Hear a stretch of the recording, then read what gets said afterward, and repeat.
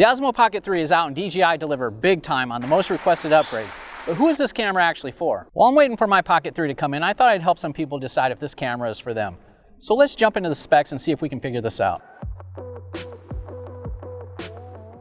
Right off the bat, I want to address the name of this camera and ask, when is it going to get too big where it can't fit into your pocket? And it is called a Pocket, so it should fit in your pocket. It looks almost like there's a banana in there. Anyway, since the release of the first Osmo Pocket, it's only grown with each release. The new Osmo Pocket 3 comes in at 5.5 inches by 1.6 inch by 1.3 inch, with the weight of 6.3 ounces from the first one weighing just 4 ounces. It's still plenty small enough to take with you and not draw a bunch of attention, until you start adding on all the typical DJI accessories. The size and weight is understandable when you find out the goods that the Pocket 3 is packing. Starting out with the most requested feature in this camera and every other action type camera, and that's the big 1-inch sensor. The 1-inch sensor is going to give you far superior quality in your low light footage, along with better dynamic range, giving you more detail in the highlights and shadows. Once again,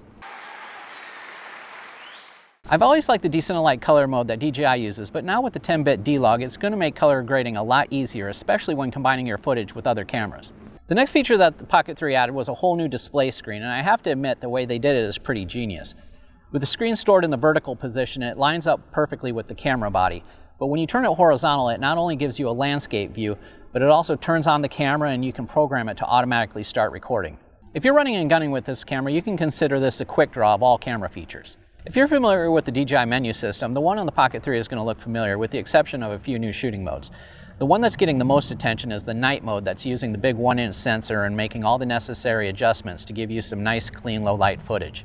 One thing I've always liked with the Pocket series cameras is the Active Track feature that's up to Active Track 6.0 now, making it more precise tracking you or any subject put in front of it.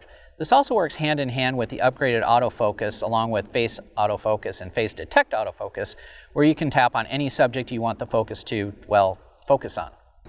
One thing to keep in mind is that this isn't an action camera. It's a tiny gimbal controlled camera that isn't weather sealed and doesn't work too well in rough conditions where the camera needs stabilization.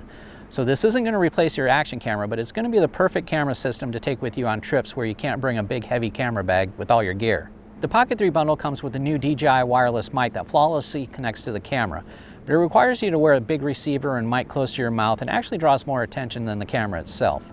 But fortunately, from what I've heard, the stock mics built into the camera sound really good. That's really about it for the highlights of the new DJI Osmo Pocket 3. Now who's it for? I'd say it's perfect for solo content creators and vloggers. It's great to bring on hikes, camping, and basically any activity where you're not able to bring a lot of gear with you. It's small and compact, so you won't draw a lot of attention in restaurants or public places. It works great as a webcam for Zoom calls or tutorial videos.